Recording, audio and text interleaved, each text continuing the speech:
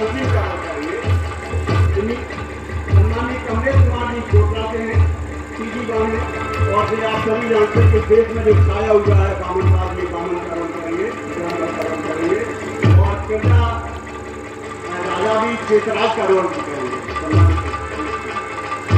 हमारे बीच में सुशील कुमार यहाँ पर सहायक अध्यापक हैं, पारिश्रम में ही एक नगर सेठ बने हुए हैं, आजीविका पर भिक्षु का रोल करेंगे। सम्मानी मनमोहन जी सहायक है, मंत्री बने हुए हैं। सम्मानित श्री राजेश कुमार जी हैं, सामाजिक कार्यकर्ता है, आपके सम्मुख है, और मंत्री हैं बिंदु साहब जी। सम्मानित आशीष कुमार जी विद्यार्थी हैं जो सचिव का रोल अदा कर रहे हैं, श्रीमती मीना सिंह जी जो गृहिणी हैं लेकिन एजुकेटेड हैं, MA हैं, ये रानी रानी का रोल कर रही है और रानी कलेन का भी रोल कर रही है। श्रीमती नीतू सिंह गृहिणी हैं लेकिन MA है, ये भी रानी देवी का रोल करेंगी।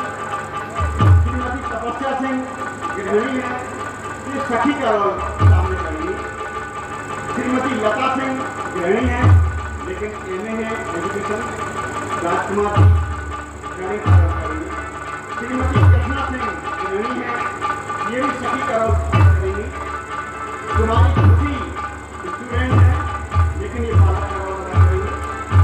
कुमारी दीपिका सिंह ये भी स्टूडेंट है और ये भी बालक का लेंगे।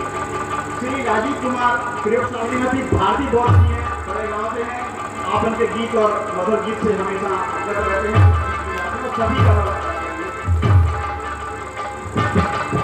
मयंक चौधरी विद्यार्थी हैं और ये यहाँ पर आप समझ में आ रहे होंगे छोटे जी, और कलेश कुमार जी विद्यार्थी हैं। अब आपके सम्मुख है ये संग्राम हमारे बीच में इंजीनियर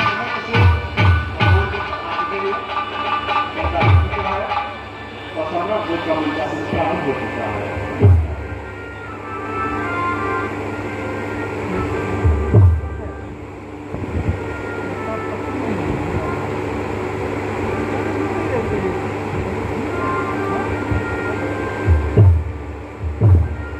ये भिक्षाटन का रूप है। भिक्षा किस तरीके से ग्रहण किया जाता है, ये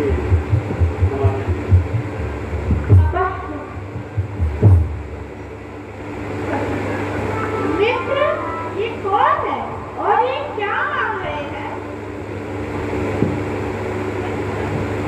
ये तथागत भगवान बुद्ध है और ये भिक्षा मांग रहे हैं। अच्छा, ये भिक्षा मांग रहे हैं? चलो हम भी भिक्षा देंगे।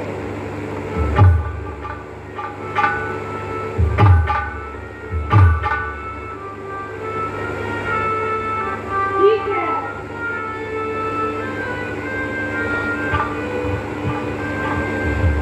उसी भगवान बुद्ध को भिक्षा देते हैं, मोदी का भगवान बुद्ध को भिक्षा देते हैं।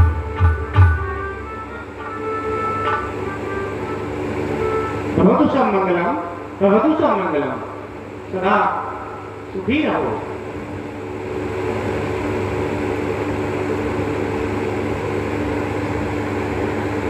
जी भगवान, आपने उस बालक को आशीर्वाद दिया जबकि उस बालक ने आपके भिक्षा पात्र में मिट्टी डाल दिया।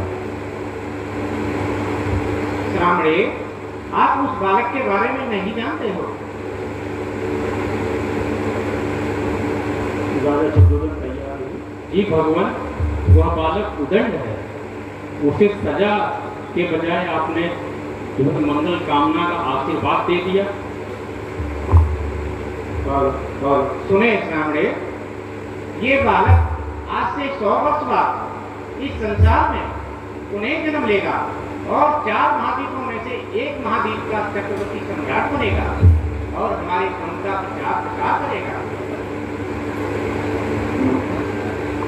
आप धन्य है भगवान, आपकी माया आप ही जाने, हम जैसे साधारण भिक्षु के प्रति बात नहीं। और सुने श्रामणे, जब धर्म के ठेकेदारों का, धर्मावलंबियों का अत्याचार बढ़ जाएगा और मानवता त्राहिमाम करेगी, निर्दोषों को सताया जाएगा, तब ये बालक पाटलिपुत्र में जन्म लेगा और चक्रवर्ती सम्राट बनेगा और जो अत्याचारी हैं उनको सबक सिखाएगा। सबक सिखाकर अहिंसा धर्म का पालन करेगा। उसके पश्चात हमारे बौद्ध धर्म की दीक्षा भी करेगा, फिर धर्म का प्रचार करेगा। हमारे राज्य में किसी प्रजा को कोई कष्ट नहीं है। प्रजा आपके ही गुणगान कर रही है महाराज। क्यों ना हो, क्यों ना हो, क्योंकि जिस राजा के राज्य में आप जैसा सुयोग्य मंत्री उपस्थित हो, भला उस राज्य में प्रजा को कष्ट कैसा? कहना है जिस राजा के राज्य में और आप समंत्री हो, ताहि देश को जानिए प्रजा सुखारी हो। कहने का तात्पर्य कि जिस राजा के राज्य में आप जैसा सुयोग्य मंत्री उपस्थित हो, भला उस राज्य में प्रजा को कष्ट कैसा? मंत्री जी, इसके अलावा एक बात और भी है।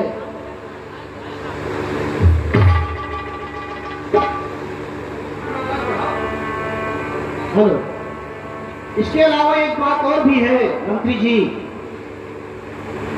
कि राजा के भी प्रजा के प्रति कुछ कर्तव्य होते हैं। अगर राजा न्यायप्रिय ना हो, योग्य ना हो और प्रजा के प्रति पुत्रवत प्यार ना करे तो राजा असफल हो जाता है, वो राजा राजा नहीं होता है। इसलिए कहना है जो भी राजा निज प्रजा को और पुत्र समान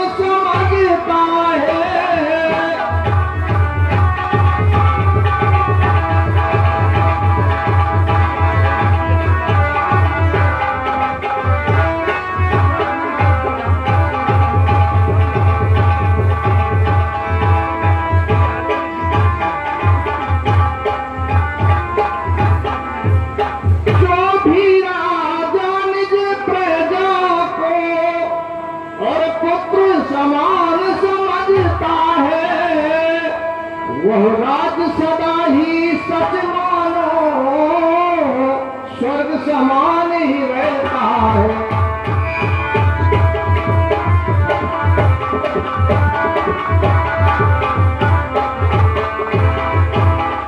इसलिए कर्तव्य है राजा का बिन भेद भाव के कार्य करे, जनता में पूजा जाए, निष्कंटक होकर राज करे।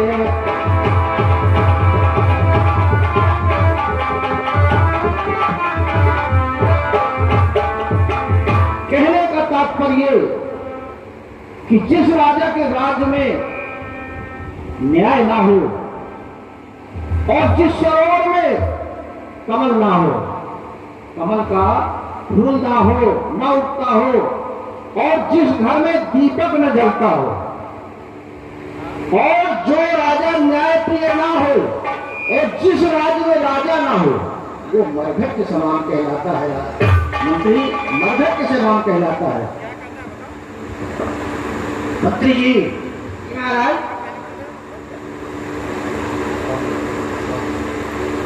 आजकल हमारे यहाँ दो रानियां हैं, किंतु संतानों की अभी उत्पत्ति हमारे यहाँ हुई नहीं। तो हम बड़े चिंतित रहते हैं। इसलिए अभी तक हमारे लिए कोई शुभ समाचार नहीं मिला है।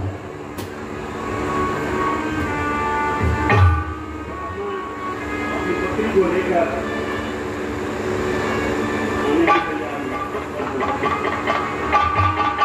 हाँ मंत्री जी बोलिए। ब्राह्मण आए हैं, आपसे मिलना चाहते हैं। अच्छा जी महाराज। जाइए उन्हें सादर लेकर के आइए। जैसी आपकी आज्ञा महाराज।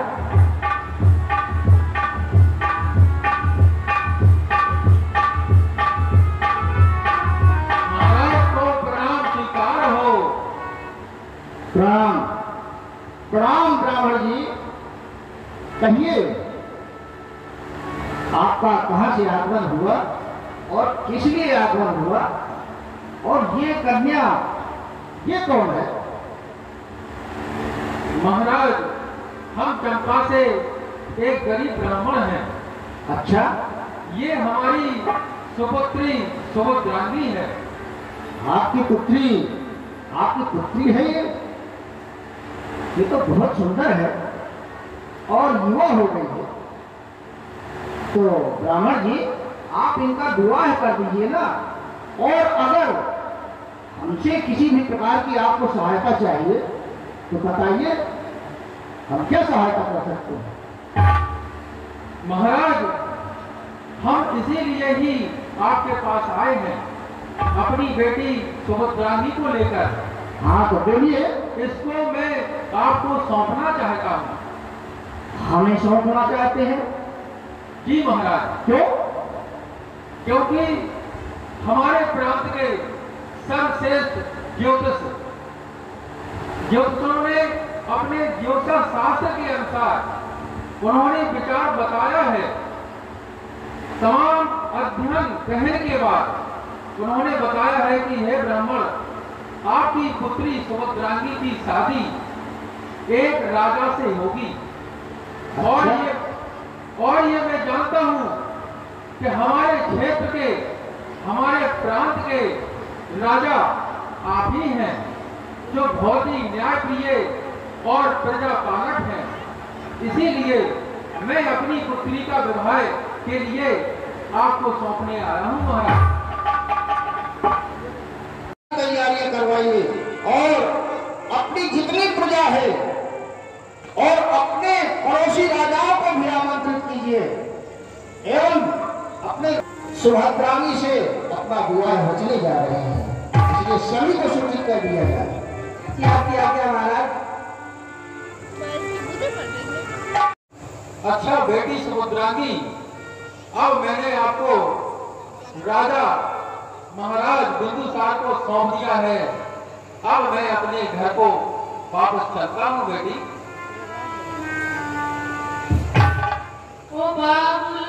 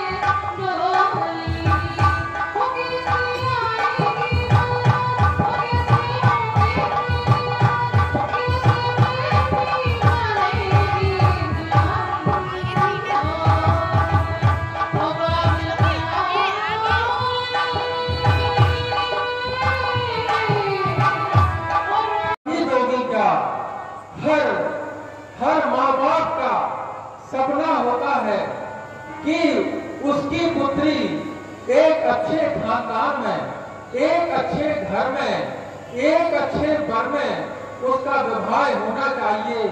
जो मैंने जिंदगी से स्वप्न देखा था कि मैं अपनी बेटी को एक बड़े घराने में ऐसे विवाह करूंगा जैसे उसे किसी भी प्रकार की सुख सुविधाओं की कमी ना हो। इसीलिए बेटी, मैंने वो काम जो हमारा कर्तव्य था, एक पिता का जो पुत्री के प्रति जो कर्तव्य था, वो मैंने पूरा किया बेटी। अब आप अपना राजमहल संभालो, अपना घर देखो, अब मुझे जाने दो बेटी।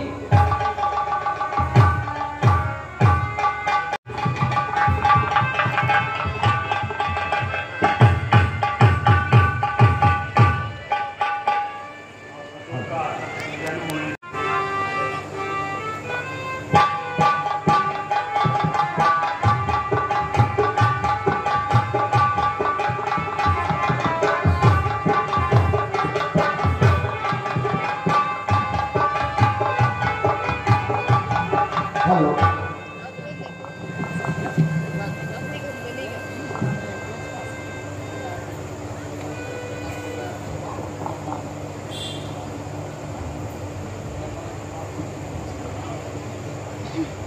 कहो कहो सखी, तुम्हारा मुखमंडल देख करके हमें ऐसा लगता है कि राजमहलों से कोई शुभ समाचार लेकर आई है।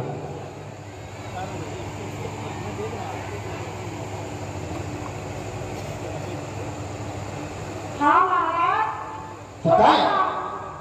छोटी महारानी ने एक सुंदर पुत्र को जन्म दिया है। सुंदर पुत्र को जन्म दिया है। हमारी छोटी महारानी ने एक सुंदर बालक को जन्म दिया है। ये तो बड़ी खुशी की बात है। हम तो तुम्हारा चेहरा ही देख करके पहचान गए थे कि कोई ना कोई शुभ समाचार हमारे पास आने वाला है। मंत्री जी, आपको सभी को राजकोष से धन धान्य कर दीजिए, किसी भी प्रकार की इनको कमी न रहने पाए। जाओ जाओ सखी, और हमारी महारानी का ख्याल रखना और बच्चे का, नवजात बच्चे का भी ख्याल रखना। जाओ। अमात्य जी, आप बताएं, जो हमें पुत्र रत्न प्राप्त हुआ है, क्या ये कुछ घड़ी विचार करके बताइए, क्या शुभ घड़ी में पैदा हुआ है? महाराज, पुत्र ने बहुत ही शुभ घड़ी में जन्म लिया है। अच्छा। और ये बहुत ही बलशाली और चक्रवर्ती सम्राट बनेगा।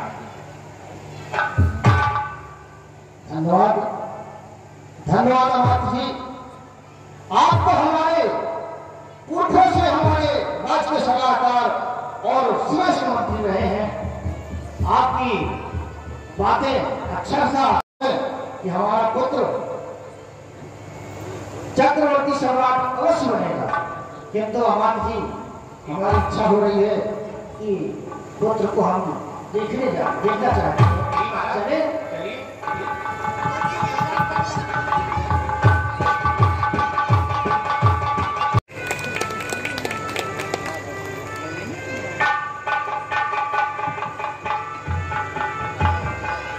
महारानी,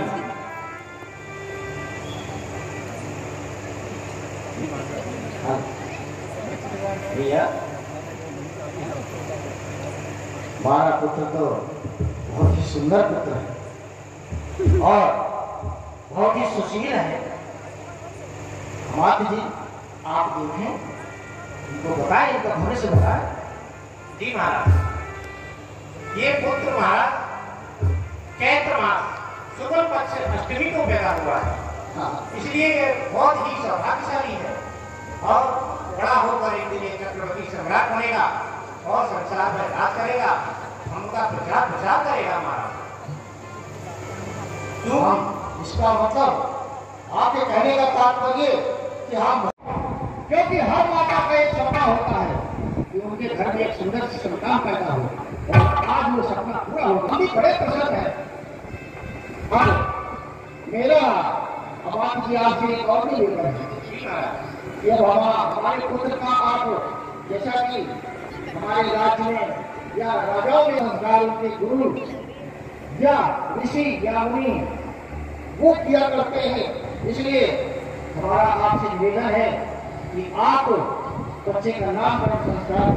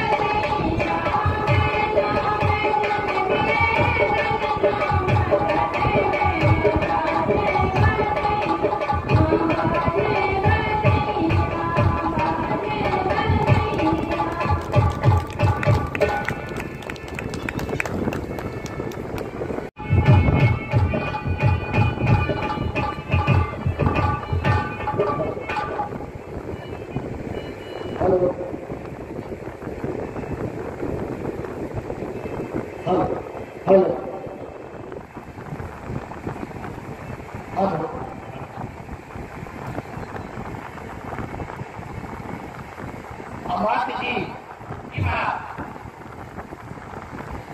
परसों हो गया हमको राजपाट करते हुए।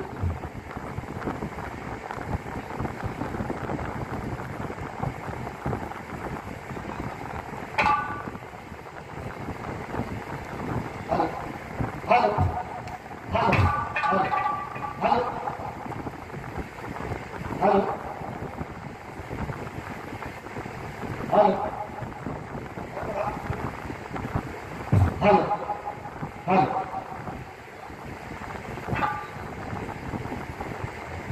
समाप्त जी काफी वक्त हो गया है हमको राज करते हुए। वर्षों बेजायु फसल में, वर्षों शिकार में मगन रहा, वर्षों तक राज देखा, वर्षों महलों में मगन।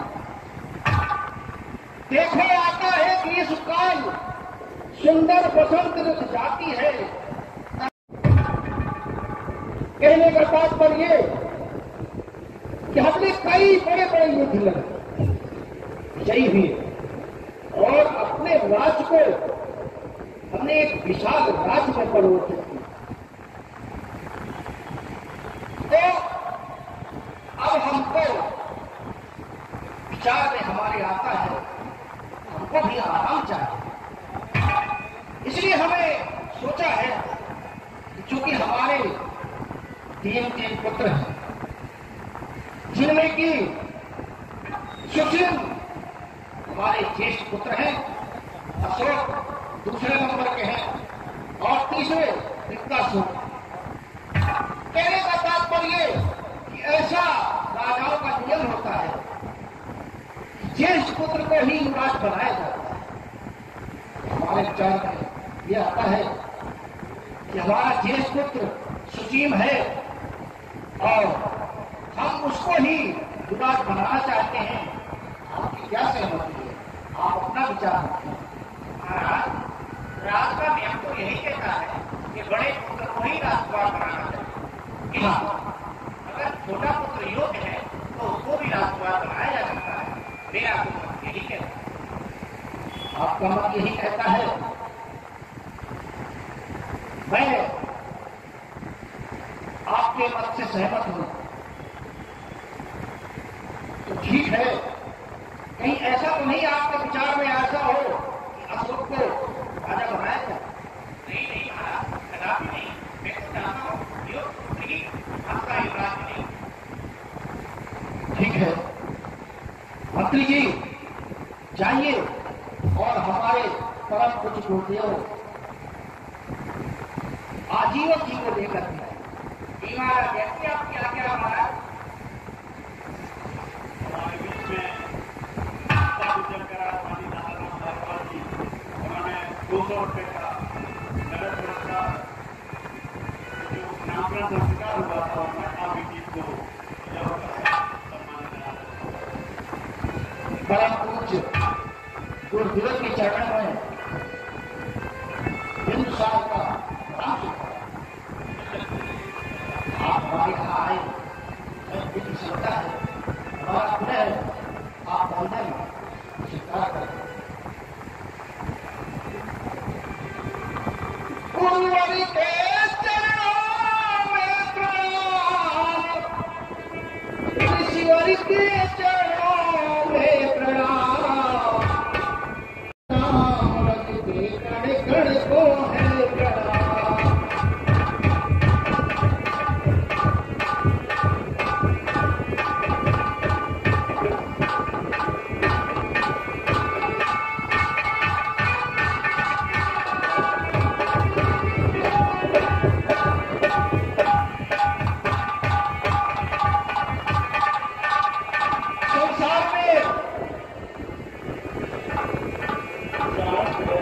संसार में गुरु की बहुत बड़ी महत्ता है, गुरु का बहुत बड़ा महत्व है।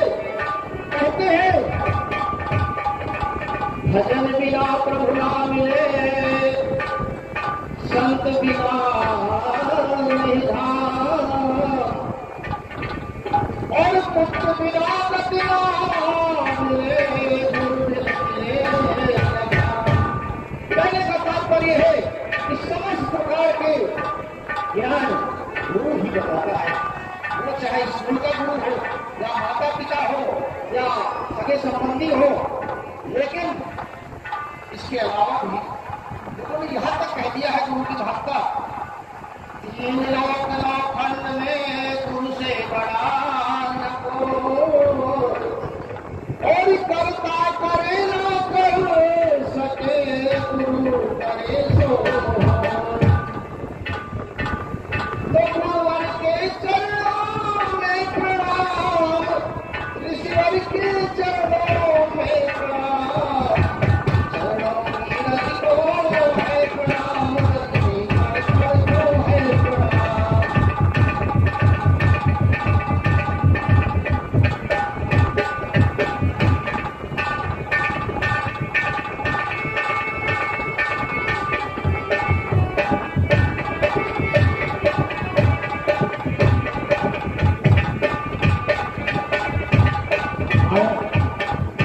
जो बोलते हो आसन ग्रहण करें।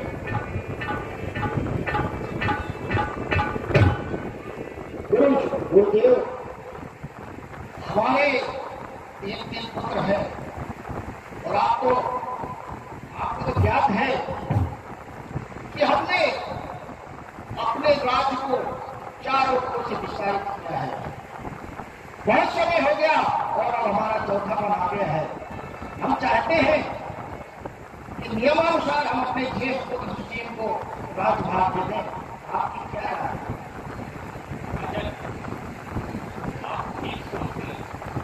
लेकिन प्रजाजन राजकुमार अशोक को ज्यादा पसंद करती है। प्रजाजन राजकुमार अशोक को ज्यादा पसंद करती है। जी राजा। अच्छा, तो अब तो हम असमंजस में पड़ गए।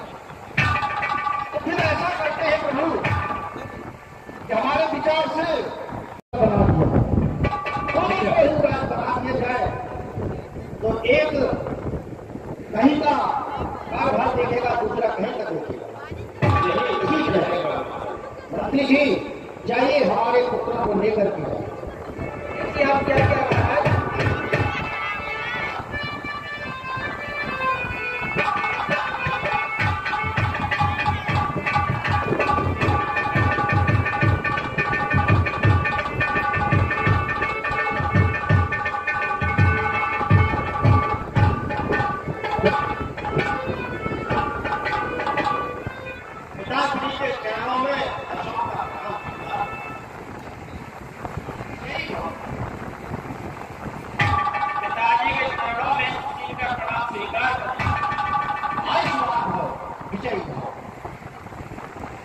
पुत्र अशोक और पुत्र सुशील, आज से आप दोनों को हमने विवाह कराने का विचार किया है। तो आज आप दोनों को हम विवाह कराते हैं। भगवान जी और परम पूज्य गुरुदेव जी, आप इसका राज्याभिषेक करने का कष्ट करें।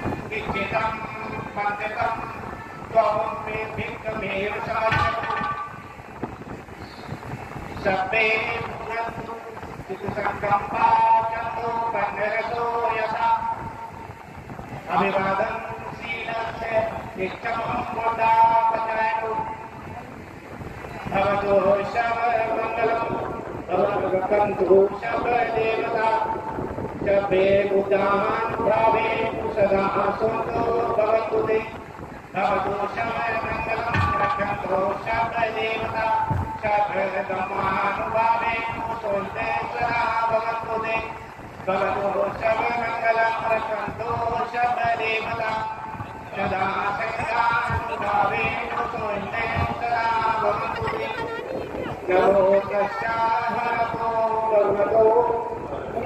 भगवतो समासमुदस्य नमो तस्या भगवतो भरतो समासमुदस्य नमो तस्या भगवतो भरतो समासमुदस्य। अब राजन मंत्रोच्चार विधि से विधिवत तरीके से युवराजों का राज्याभिषेक संपन्न हुआ। हमारे बीच में झांसी से चलकर आए सम्मानीय अमित कुमार वर्मा गोलंबर दिया हुआ है।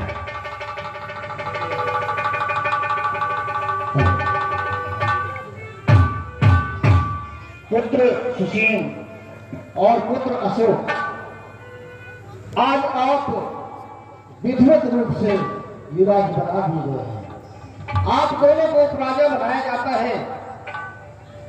हमें बहुत दिनों से ये सूचनाएं मिल रही हैं कि तक्षशिला में विद्रोह हो रहा है और उज्जैन नगर में भी विद्रोही सर उठा रहे हैं।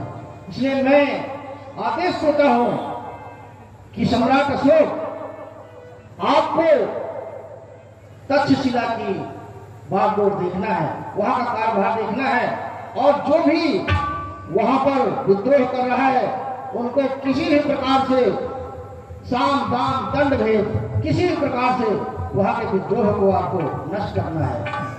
और सुशील, मैं आपको आदेश देता हूं कि आप उज्जैन जाइए और वहां की कार्य व्यवस्था देखिए।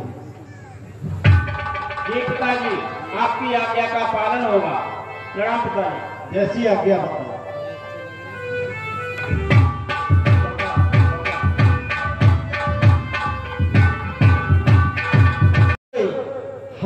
पिताश्री के आदेशानुसार तक्षशिला पहुंचना है और वहां पे हो रहे विद्रोह को शांत कराना है। चलिए मंत्री जी। चलिए राजकुमार।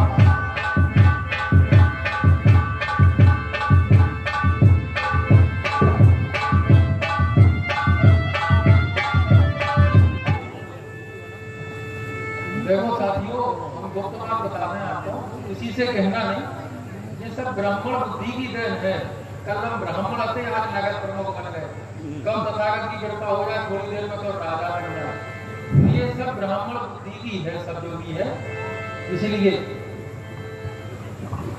हाँ साथी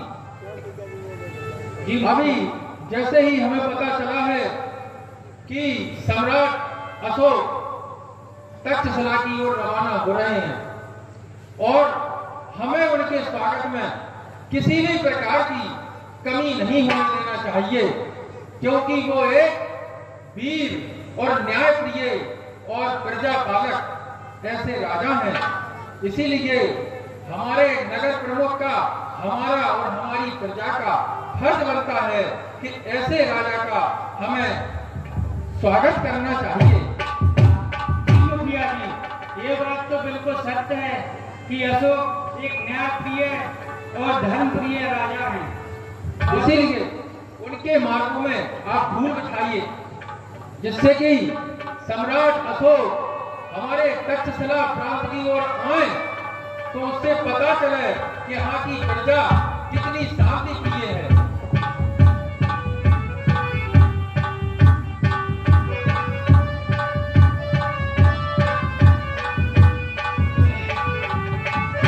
अरे आपका परिचय महोदय। महाराज को प्रणाम स्वीकार हो। जाओ महाराज, हम यहाँ के नगर प्रमुख हैं महाराज। कहिए महाराज। अच्छा, आप नगर प्रमुख हैं? जी महाराज। नगर प्रमुख जी, आप हमें विस्तृत बताइए, तक्षशिला में विद्रोह के क्या कारण हैं? महाराज, राजा की प्रजा कभी कोई विरोध नहीं करना चाहती है। कारण क्या है कि जब कोई राजा प्रजा के हित में कार्य नहीं करता है और लोगों के कल्याण के लिए कार्य नहीं करता है, तब प्रजा का मजबूरी हो जाता है कि वो विद्रोह को सहन नहीं करती है महाराज, और विद्रोह कर देती है जनता। इसलिए महाराज, हम तो हमेशा राज में सहयोग करने वाले हैं। हमारे नगर की प्रजा ने हमेशा राज योग में सहयोग किया है, सहयोग करने वाले हैं, और हम लोग यही चाहते हैं। जब से आपकी बात सुनी है कि सम्राट अशोक हमारे नगर के लिए आ रहे हैं, हम सभी नगर वासियों को बहुत ही प्रशंसा है कि ये न्यायप्रिय वीर और ऐसे राजा प्रजापालक जो प्रजा के हितों को ध्यान में रखता है, ऐसे राजा हमारे नगर में आ रहे हैं। हम हमेशा आपसे निवेदन करते हैं कि हमेशा हमारी प्रजा आपका सहयोग करेगी और शांति बनाए रखेगी महाराज। नगर प्रमुख जी, आप सत्य कह रहे हैं, किंतु राजा को राज चलाने के लिए कभी कभी कठोर कदम उठाने पड़ते हैं। हाँ, एक कठोर कदम ऐसे हो कि प्रजा को कष्टदायक ना हो और प्रजा के हित में हो। बस महाराज, यही तो हम चाहते हैं। क्योंकि मैं नगर का मुखिया हूँ, इसीलिए सभी प्रजा का हमारा भी दायित्व बनता है कि हम अपनी बात, अपने प्रजा की बात हम अपने राजा तक पहुंचा सकें, जिससे कि उनके हितों को ध्यान में रख करके वो कदम उठाएं। हम आपके सहयोग के लिए हमेशा तैयार हैं महाराज। बिल्कुल, बहुत बहुत स्वागत है आपका नगर में। नगर प्रमुख जी, आप निश्चिंत रहें, हमारी तरफ से प्रजा को कोई कष्ट नहीं होगा, और यदि प्रजा को कोई समस्या है तो हमारे मंत्री से अपनी बात रख सकते हैं। हाँ, लेकिन बात का कोई किसी बात का उद्दंडता न हो, और हम सारी समस्या का समाधान राज्य के नियम अनुसार करेंगे। बिल्कुल महाराज, जैसी आपकी आज्ञा। जय हो महाराज। बस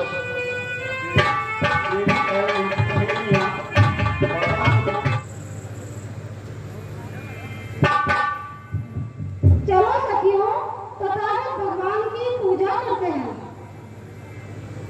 जी राजकुमार।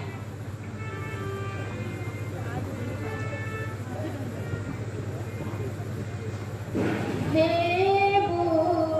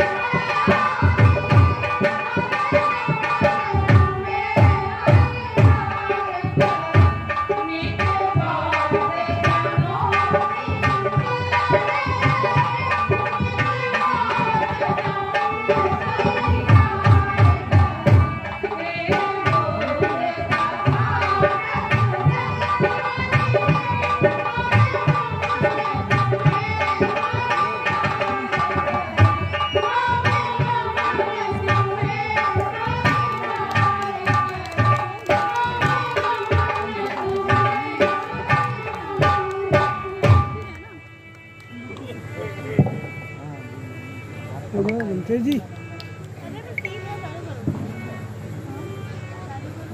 हमारे बीच में सम्माननीय मनोहर जी दिया है अतिथि जी प्रसाद लीजिए। इस अतिथि को राजकुमार अशोक कहते हैं।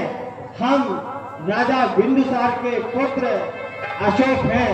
क्षमा करें राजकुमारी जी, आपका परिचय?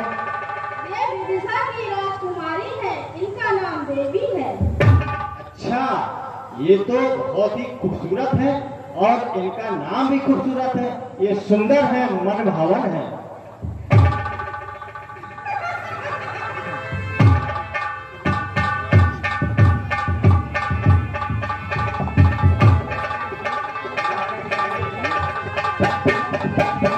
मंत्री जी, हम बहुत थक चुके हैं। आज इसी नगर उज्जैन में हम ठहरना चाहते हैं। चलिए मंत्री, इसी ग्राम में चलते हैं। क्यों नहीं, अब तो इस नगर में ठहरना ही पड़ेगा। अच्छा, क्या मतलब? मेरा मतलब महाराज, आप बहुत थक चुके हैं, इसलिए विश्राम जरूरी है। अच्छा, चलिए चलिए।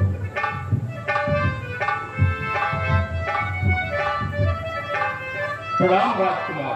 प्रणाम प्रणाम नगर सेठ जी। मैं यहाँ का नगर सेठ हूँ, बताइए मैं आपकी क्या सेवा कर सकता हूँ? अच्छा, आप इस नगर के नगर सेठ हैं? जी राजकुमार। और हम राजकुमार अशोक हैं और राजा बिंदुसार के पुत्र हैं। हम आज रात्रि आपके नगर में ठहरना चाहते हैं। जी राजकुमार, यहाँ पर जो कुछ भी है सब आपका ही तो है। आप जब तक चाहे ठहर सकते हैं। मैं आपके ठहरने की सारी व्यवस्था करवा देता हूँ। अवश्य नगर सेठ जी, अवश्य।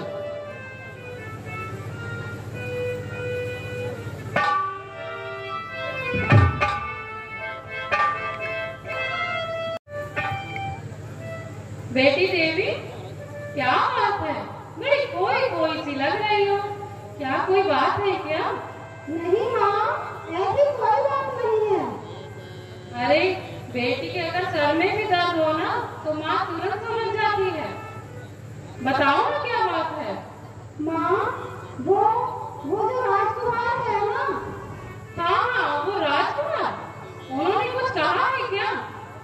नहीं माँ, उन्होंने कुछ नहीं कहा है। वो कितने सुंदर हैं। हाँ हाँ, वो बहुत सुंदर है। अच्छा अच्छा, तो ये बात है।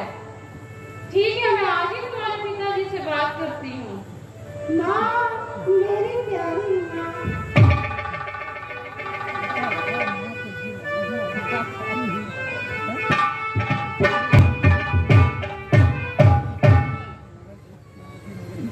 आजकल आप बाहर के कामों में इतने व्यस्त रहते हैं कि घर में क्या हो रहा है आपको पता ही नहीं। क्या हुआ देवी की माँ, मुझसे कोई गलती हो गई क्या? अब आप जानते ही हैं, हमारी बेटी देवी सयानी हो गई है और रिश्ता घर पर ही आया हुआ है और आप इस पर ध्यान ही नहीं दे रहे। क्या कहा, रिश्ता कर दिया है? अरे जो राजकुमार अशोक आए हैं ना, उन्हें हमारी देवी बहुत पसंद है। आप बात तो कीजिए। ठीक है, मैं उनसे अभी बात करता हूँ, किंतु आप तो हमें नगर सेठ समझते हैं। जब आप उनसे बात करना तो उन्हें बता देना कि हम शाक्य कुल के पाटलिपुत्र के राजवंशज हैं। किसी कारण से हम यहाँ आकर बस गए हैं। ठीक है, मैं अभी जाकर उनसे बात करता हूँ।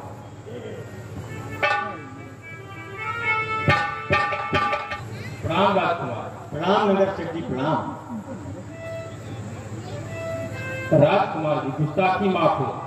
मैं अपनी पुत्री देवी का विवाह आपसे करना चाहता हूँ, यदि आप आदेश करें तो।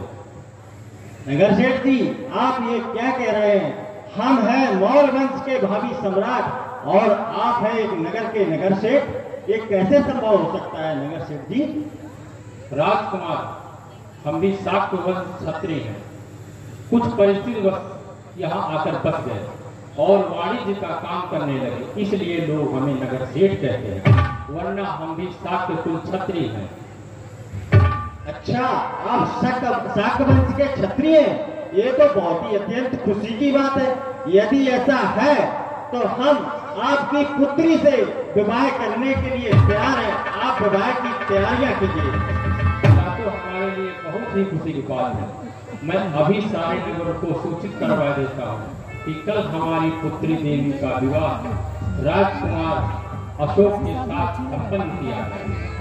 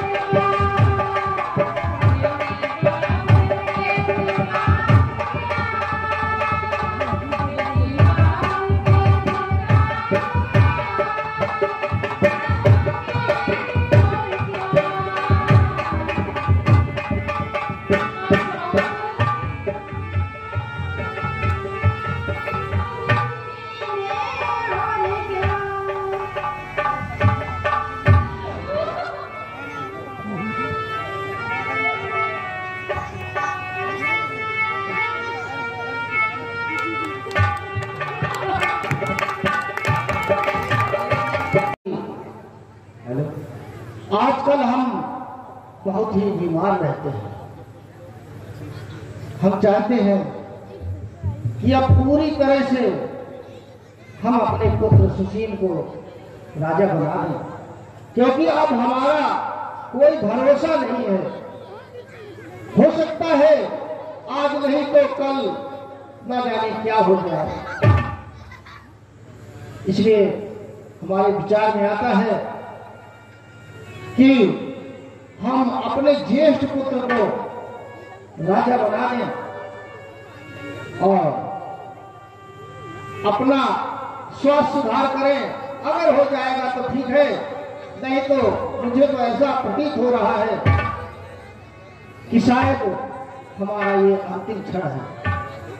इसलिए मेरा आपसे आग्रह है कि आप सुशील को अति शीघ्र बाघराज में बुला लीजिए ताकि उनका राज्याभिषेक किया जा सके। ठीक है महाराज, अगर आपकी ऐसी इच्छा है तो ऐसा ही करते हैं।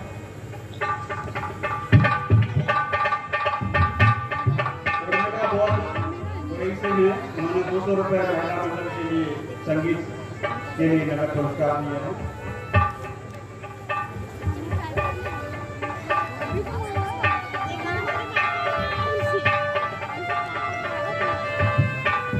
मंत्री जी, हमें द्वारपालों द्वारा सूचना मिली है कि इस समय पिताजी की तबीयत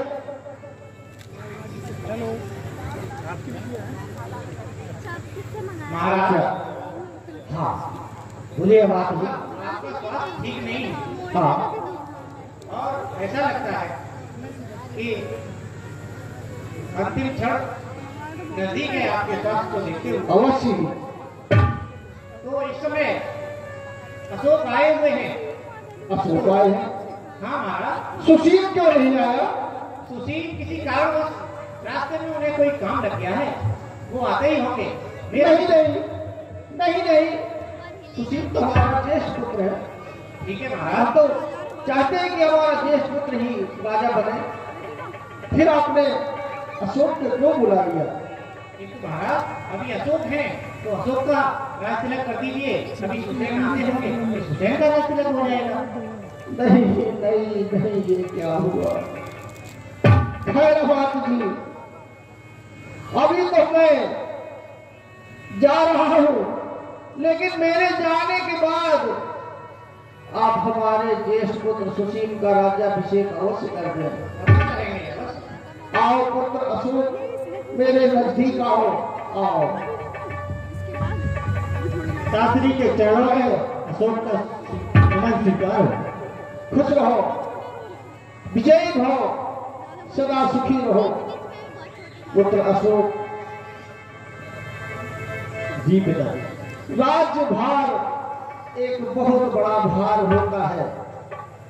मेरा तुमसे यही कहना है कि राज्य पा करके किसी मन में फूल मत जाना, और जब तक तुम ये राजभार देखो, इसके पश्चात अपने बड़े भैया का अपने ही हाथों राज्याभिषेक कर देना। मैं अभी तुम्हें राजा बना देता हूँ, क्योंकि मेरा अब कोई भरोसा नहीं है। मैं हो सकता है, अब मुझे ऐसा लगता है कि मैं जाने वाला हूँ, मैं जाने वाला हूँ। लो ये राजभार कहाँ करो, मैं जा रहा हूँ अशोक, मैं जा रहा हूँ। नहीं नहीं नहीं पिताश्री, नहीं नहीं, हे विधाता, ये क्या हो गया? हे प्राणों से प्रिय पिताश्री, प्राणों से प्रिय पिताश्री, बोलो बोलो पिताश्री, बोलो। मैं आपके आदेशों का पालन करूंगा। पिताश्री बोलो बोलो, पिताश्री बोलो, मेरे प्रिय प्राणों से प्यारे पिताश्री बोलो। अशोक इतने कमजोर न बनो, अभी पिताजी का क्रियाक्रम करना है, और आप तो बहुत बलवान हो और भविष्य के चक्रवर्ती सम्राट हो। इतना कमजोर, इतने अधीर मत होइए, अपने आप को संभालिए और पिताजी का क्रियाक्रम कीजिए। और जनता, राज की जनता को आपसे बड़ी अपेक्षाएं हैं। राज की जनता को देखना है, राज की जनता का राजकाज देखना है, राज्य का राजकाज देखना है। इसलिए आप पिताजी का क्रियाक्रम करके राज को करोगे। आप पिताजी ने आपको राजा बना दिया है, इसलिए आप राज का संचालन विधिवत तरीके से करें। अभी पिताजी का क्रियाक्रम करें। ठीक है अमात्य जी, ठीक है। पिताजी का स्मृति भवन में पिताजी की अस्थियों का रखा जाए। ठीक है महाराज।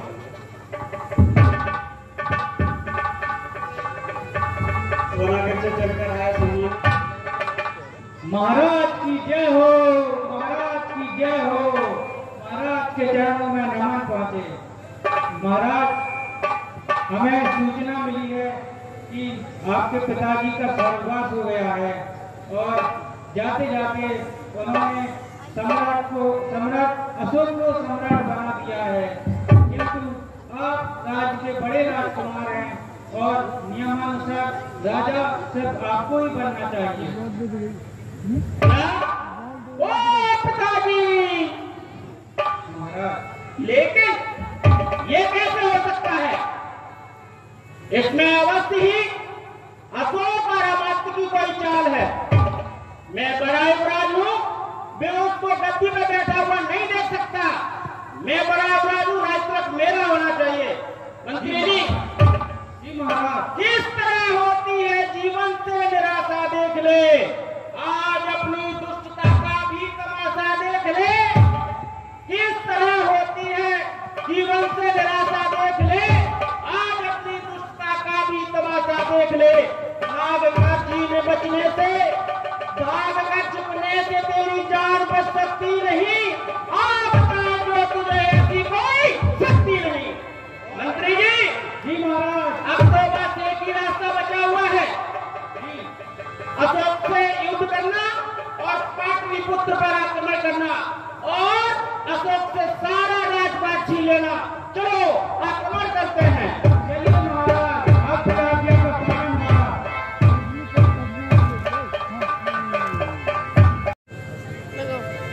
महाराज। सूचना मिली है कि राजकुमार सुशील तक्षशिला से वापस लौटकर समझ में नहीं आ रहा। अच्छा, आने दो उसे, पाटलिपुत्र में उसे जिंदा ना घुसने दिया जाए। अगर वह युद्ध करे तो उसे वहीं मार गिराना। जो ने ना किया है, आज उसके ज्ञान को अब नहीं बैठूंगा मैं। आराम से स्थान को जान की बाजी लगाकर तुम समर में जाना तुम, और उसका आज जगत से नाश करके आना तुम। आप निश्चिंत रहे महाराज, आपकी आज्ञा का पालन होगा। जाइए जाइए।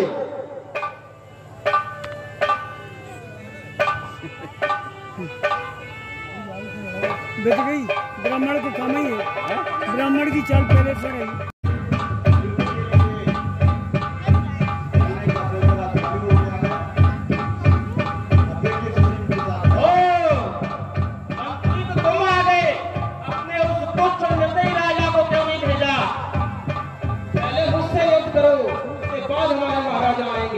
अच्छा, तो तुम आपको अपनी जान प्यारी नहीं है। चलो आज मैं तुमको ही देखता हूँ।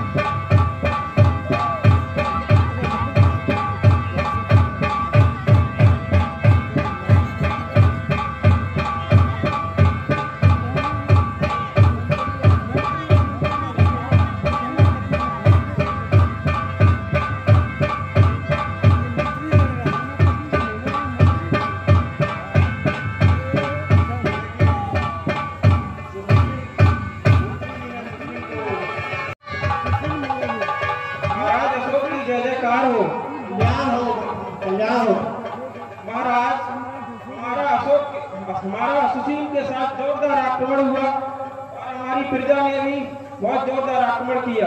अच्छा मंत्री जी, बहुत ही सुंदर सुखद समाचार सुनाया आपने। हम प्रसन्न हुए आपसे। अब हमें कलिंग पर राज करना है और महाराज की अंतिम इच्छा थी कलिंग पर राज करने की। इसीलिए हमें वहां पर भी चढ़ाई करना है, क्योंकि वहां का राजा चैतराज बहुत बलशाली और युद्ध कला में निपुण है और वहां की सेना भी बहुत बड़ी है। लेकिन कोई बात नहीं, भूमि का सीना काट कर खींच जाऊंगा उसे भी और सिर कलेजा फाड़ कर मसल डालूंगा उसे भी। तुम चिंता मत करो, युद्ध केवल अस्त्र शस्त्र से नहीं बल्कि हिम्मत और हौसलों से लड़े जाते हैं। और दूंगा चक्रगढ़ का देखना तुम, कलिंग पर विजय करके दिखाऊंगा। सिर पर सिर कट कर गिरेंगे, लाश होगी लाश पर, रक्त के नाले बहेंगे, तुम देखना आकाश पर। चलिए हमको कलिंग पर चढ़ाई करना है और पूरी तरह सेना को तैयार कर लो। हम कलिंग पर जोरदार आक्रमण करेंगे।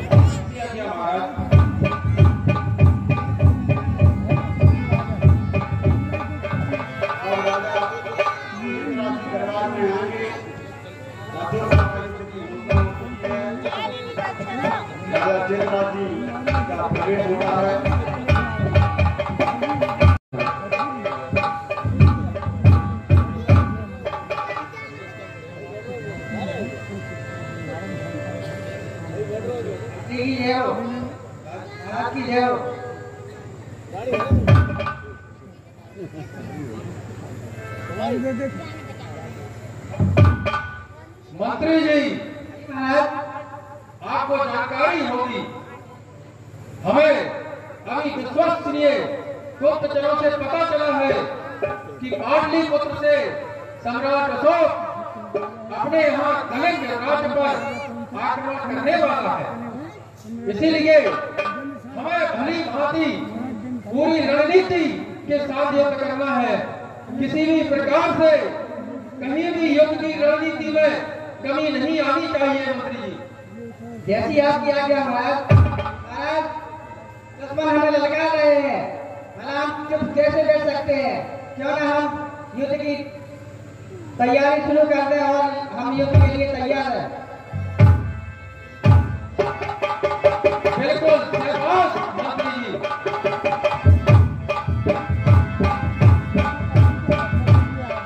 हमें अपने सेना और मंत्रियों से यही आशा थी, यही राज नियम भी कहता है कि जब कोई राजा, कोई दुश्मन अपने पर अगर आक्रमण करता है अपने राज पर, तो उसको पूरे साहस के साथ उसको मुकाबला करके उसको हराना है, उसके पसीना छुड़ाना है। ठीक है मंत्री जी।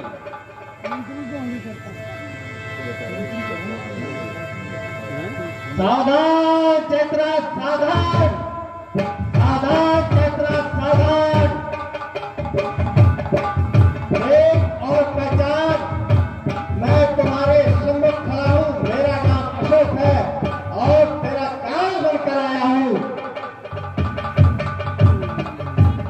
अरे अशोक, आप क्या छोटे मोटे राजाओं में से मुझे समझ लिया क्या?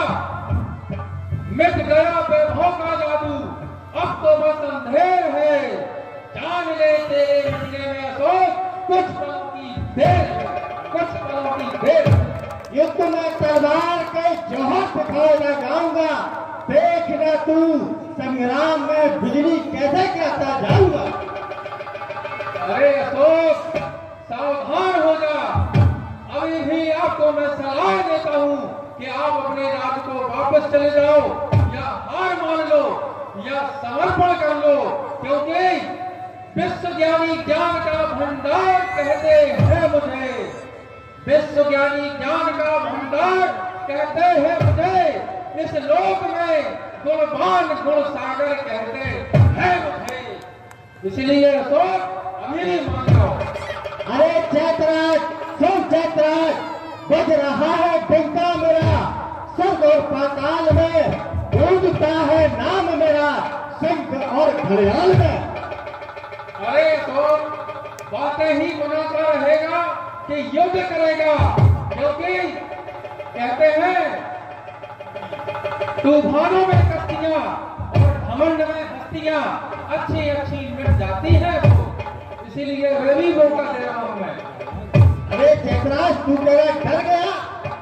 मौत का दूसरा नाम अशोक है। अभी जिंदा है, हौसला उड़ान बाकी है। अभी जिंदा है, हौसला उड़ान बाकी है। ये हवाओं का सिलसिला है, अभी तूफान बाकी है।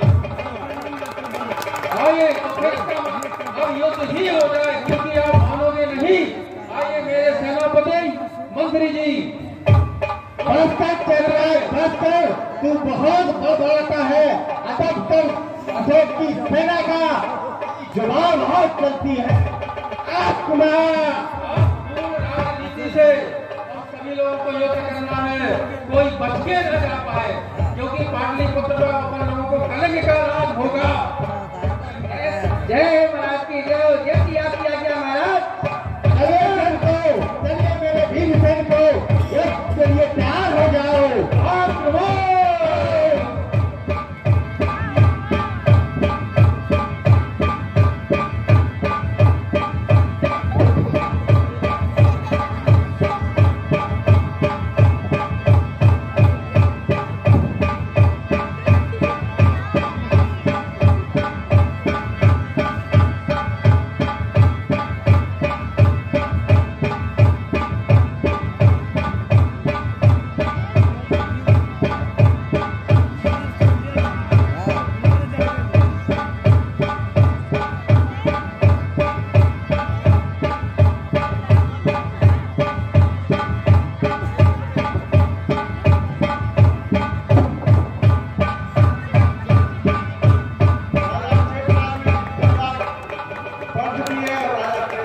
चालू स्नेह और संभावनाओं की शक्ति अभी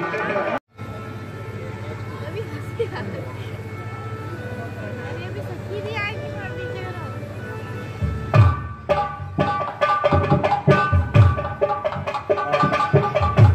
इसी बीच में अशोक का भी आना होगा संघर्ष। कहो दासी, क्या बात है? महारानी, आज अशोक की सेना ने हमारी सेना को तहस नहस कर दिया। चारों ओर खून की नदियां बहा दी। क्या हमारी सेना परास्त हो गई? और महाराज जी कैसे हैं? महारानी, हम युद्ध हार गए। अब हमारा देश अशोक के अधीन हो गया और महाराज ने आज भयंकर युद्ध लड़ा। किंतु क्या? बताइए।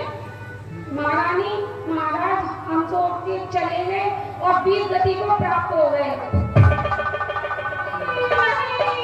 नहीं, ये क्या हो गया?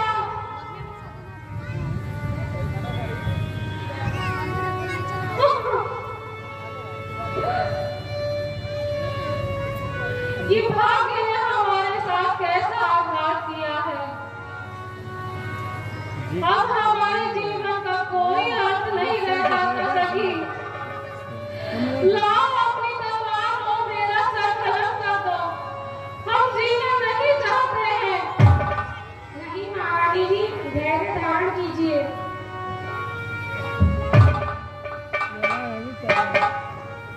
और मैंने थोड़ा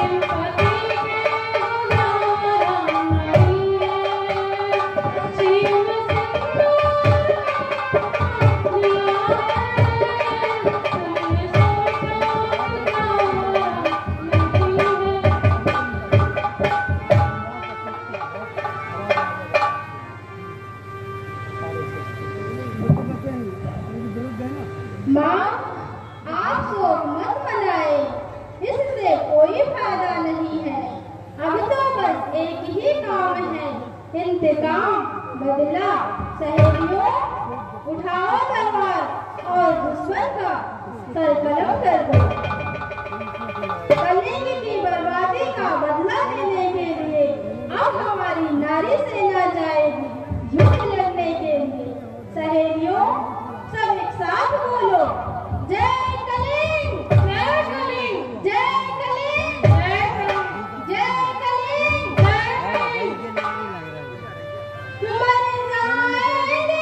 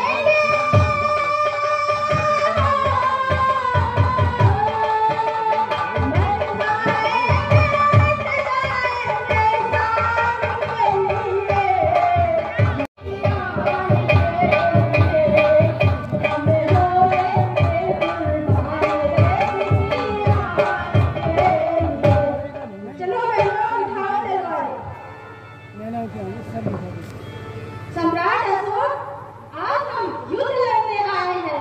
उठाओ तलवार, देखते हैं तुम्हारी तलवार में कितना बल है। क्षमा करें राजकुमारी जी, हम नारियों से युद्ध नहीं करते। नारियों से युद्ध नहीं करता, किंतु उनको विधवा बना देता है, बच्चों को अनाथ कर देता है।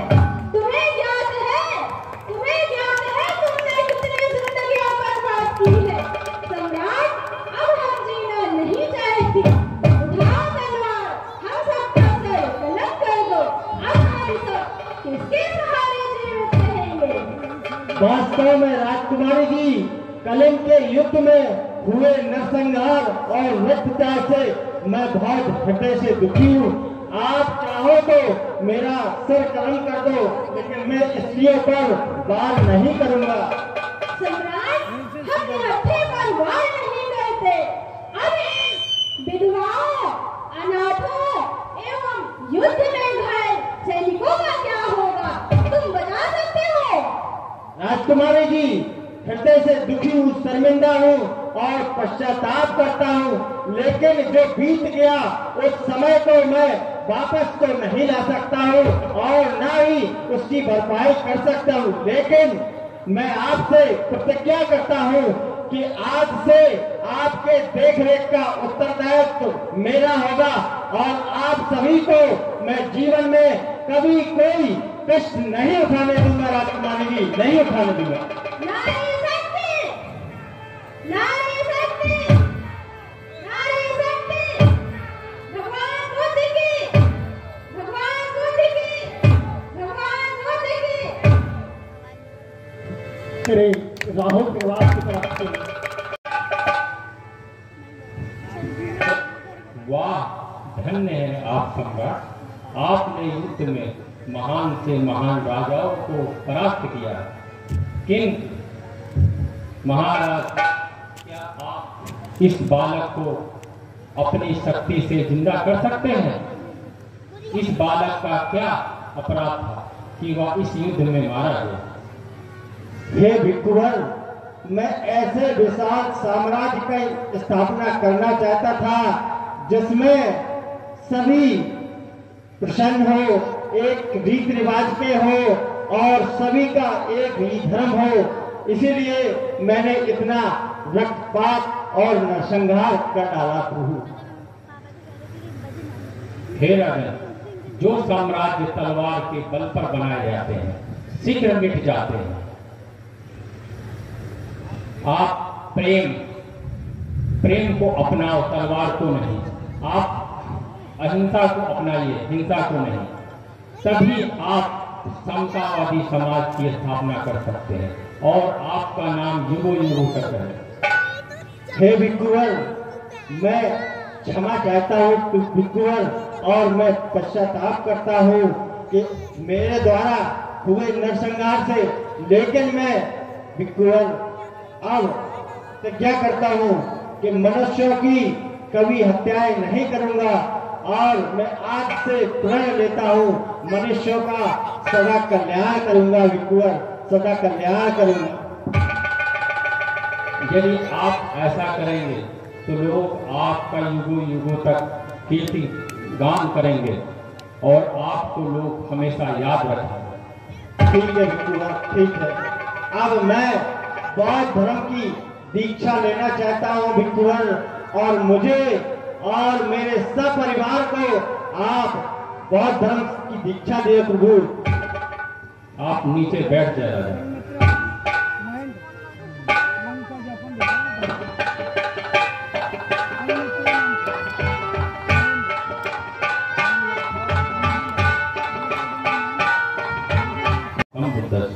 नमो तस्य भगवतो अरहतो सम्मा सम्बुद्धस्स।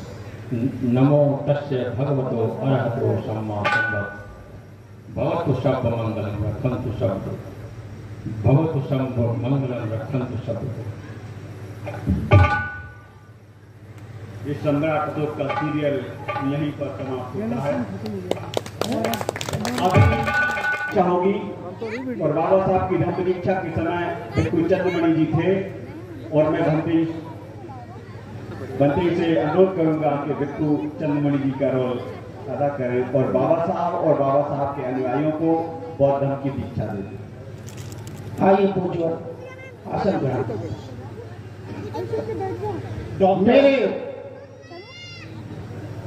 डॉक्टर चंद्रशेखर कंचन जी के द्वारा सम्राट अशोक की बुद्ध दीक्षा ग्रहण करने पे 200 रुपए का इनाम।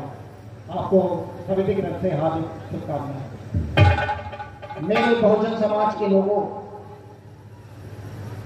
मैं अथक प्रयास से अपने समाज को यहां तक लेकर के आया हूं। मैंने ये प्रतिज्ञा किया था कि चूंकि मैं हिंदू धर्म में पैदा तो हुआ हूं, लेकिन मैं हिंदू रह करके मरूंगा नहीं। आज वो समय आ गया है कि मेरे बहुजन साथियों, मेरे दलित साथियों, मेरे दबे कुचले लोगों, अगर आपको संसार में या समाज में समानता लाना है, अपने आप को स्थापित करना है, तो आपको अपना धर्म बदलना पड़ेगा। आप बौद्ध धर्म ग्रहण कीजिए। बौद्ध धर्म में वो सारे गुण हैं जो वैज्ञानिक धर्म है और सबको समानता का अधिकार देता है। यही मैंने संविधान में भी इसकी रचना की है।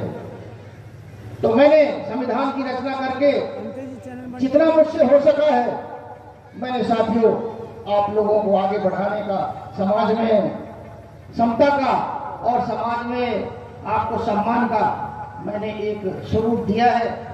तो मेरा आप सभी से मेरा निवेदन है, जबरदस्ती नहीं है, जो भी व्यक्ति, जो भी मेरा साथी और जो भी मेरे समाज का दलित वर्ग है, बहुजन वर्ग है, वो अगर बौद्ध धर्म ग्रहण करना चाहता है तो मैं बौद्ध धर्म ग्रहण करने जा रहा हूँ। मेरे साथ आप लोग भी आकर के बौद्ध धर्म ग्रहण कर सकते हैं। मंच के सम्मुख जो भी पाठक उपासिकाएं बैठे हैं, थोड़ा सा अनुरोध करेंगे कि वो भी धर्म दीक्षा ग्रहण के समारोह में आप शामिल हो सकते हैं।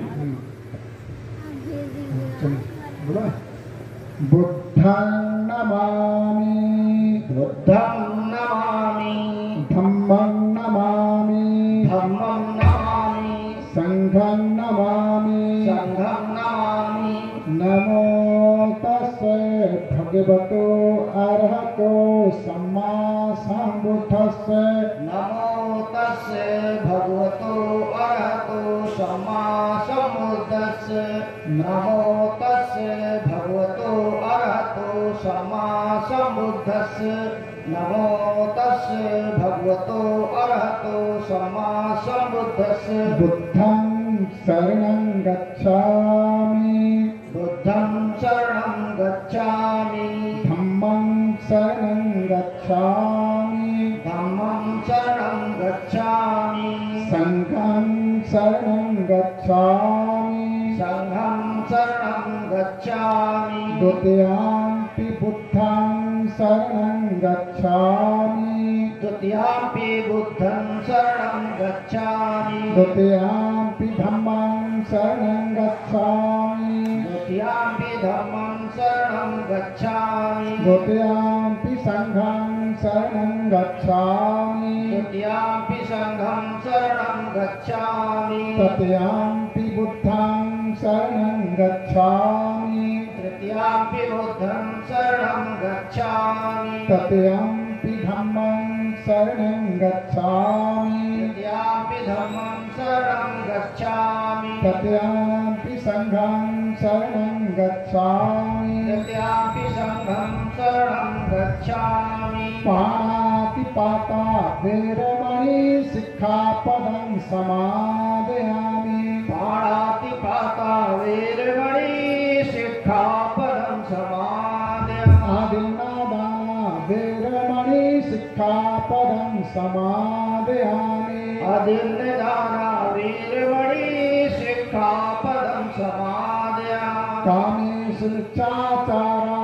वेरमणि सिक्खापदं समादयामि, कामेषु मिच्छाचारा वेरमणि सिक्खापदं समादयामि, मुसावादा वेरमणि सिक्खापदं समादयामि, मूषावादा वेरमणि सिक्खापदं समादयामि, सुरामेरमद्यपमादठाना वेरमणि सिक्खापदं समादयामि, सूरामेरा मजक्खाना वेरमणि सिक्खापदं समादयामि। साधु साधु साधु। अब आज से जो आपने जो हमारे डॉक्टर साहब हैं, डॉक्टर रामरतन जी, जो कि आपने सिद्धोधन का बुद्धरी लीला में काम किया और इसमें अशोक की जो लीला है उसमें अशोक नाटकीय कार्यक्रम में महाराज बिंदुसार का काम किया और अभी डॉक्टर भीमराव अम्बेडकर जी का भी रोल किया, क्योंकि इसी दिन उन्होंने दीक्षा लिया था। और भिक्षु चंद्रमणि जी ने जो 22 प्रतिज्ञाएं हैं वो बाबा साहब के द्वारा ही खुलवाई थी। तो वे कुछ ऐसी प्रतिज्ञा 5 शीलों का पालन करूंगा। मैं अष्टांगिक मार्ग का पालन करूंगा। मैं 10 पारमिताओं का पालन करूंगा। मैं भगवान बुद्ध के बताए हुए करुणा प्रज्ञा शील के मार्ग पर चलूंगा। आज से मेरा दूसरा जन्म हुआ है और सभी मानव एक समान है।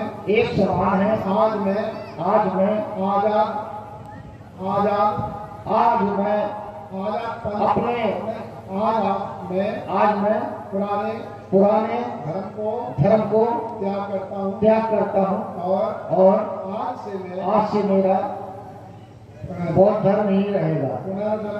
पुनर्जन्म होता है और आज से मैं आजाद हूँ, पक्षी की तरह। साधु साधु साधु साधु साधु। कहेंगे भगवान बुद्ध की, भगवान बुद्ध की भगवान बुद्ध की भगवान बुद्ध की।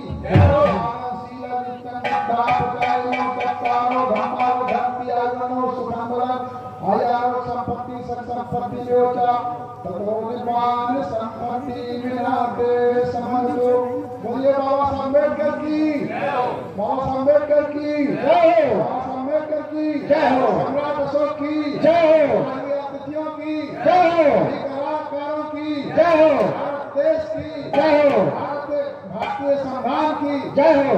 चलिए आज का अभी जो कुछ सम्मान वाला कार्यक्रम है साथियों 1 मिनट लूंगा, ज्यादा नहीं। ठीक। मैंने भगवान बुद्ध की लीला का मैंने ही लिखा था, मैंने डायरेक्शन दिया, मैंने सभी अपने साथियों को तैयार किया।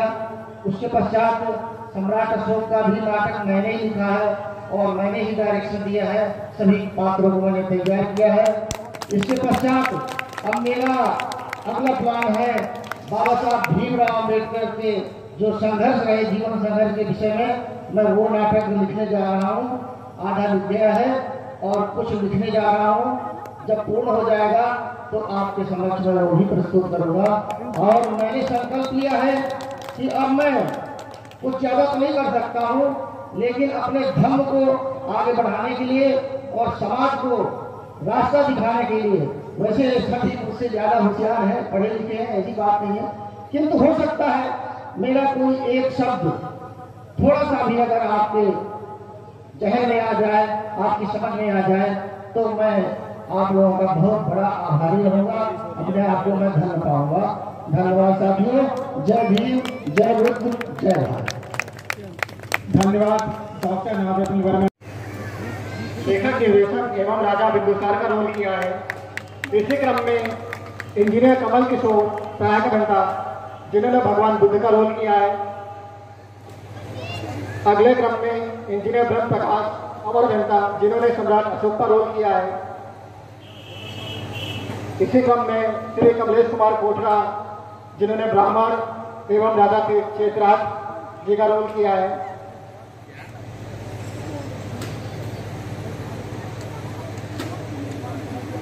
अब मैं अगले क्रम में इंजीनियर चंद्रमा प्रसाद साहब को आमंत्रित करूंगा कि वो हमारे आगे के कलाकारों को पुरस्कार वितरण करें। इंजीनियर चंद्रमा प्रसाद साहब। पहले भैया आओ भाई।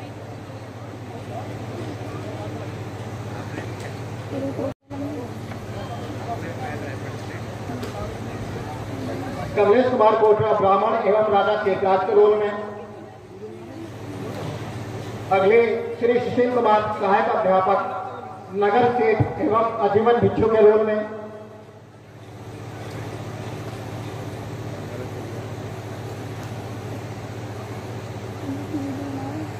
सुशील कुमार सहायक अध्यापक नगर सेठ एवं आजीवन भिक्षु के रोल में। श्री मनमोहन मंत्री अशोक जी के मंत्री के रोल में।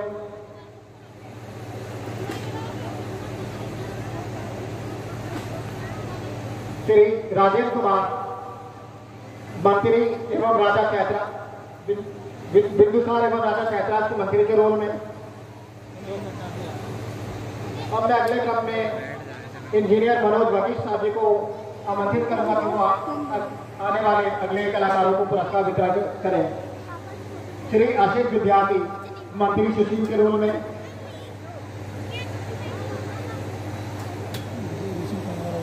श्रीमती रीना सिंह रानी सुभद्रांगी और रानी कलिंग के रोल में, श्रीमती नीतू सिंह रानी देवी के रोल में,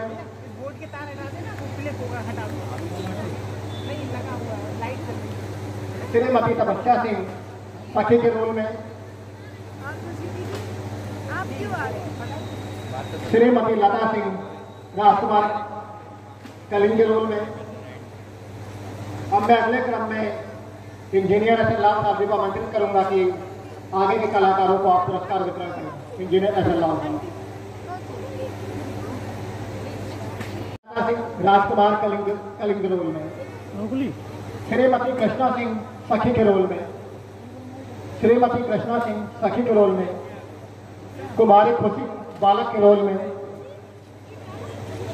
कुमारी खुशी बालक के रोल में,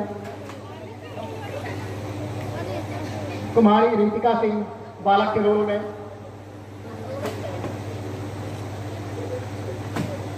श्री राजीव कुमार आशिष मुनि के रोल में,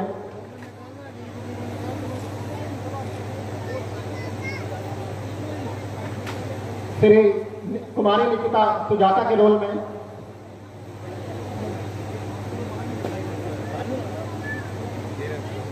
श्रीमती श्वेता वर्मा सखी के रोल में,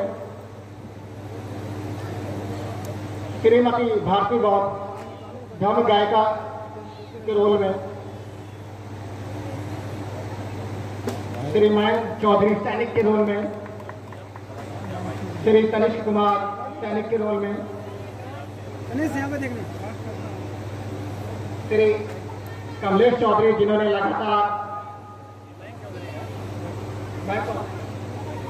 श्री कमलेश कुमार जी जिन्होंने लगातार मंच का पैसा ऑफिस किया, उनको भी समिति के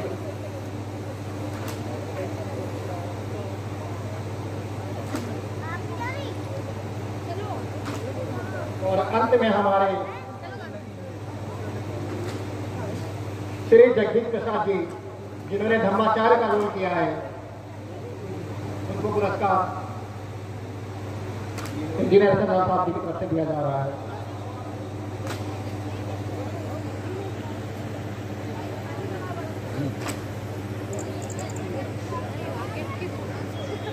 तुम्हारी खुशी नहीं हो, श्री राजेश पुरी जी को भी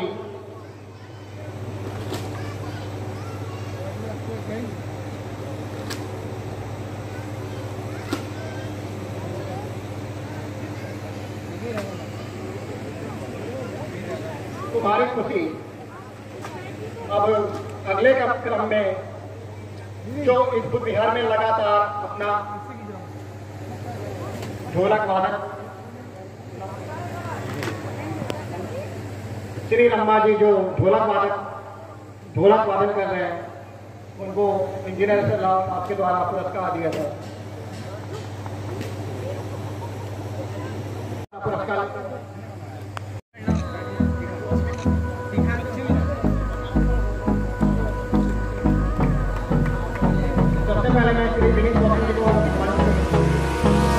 Hold me close till I get up. Time is barely on our side. I don't wanna waste what's left.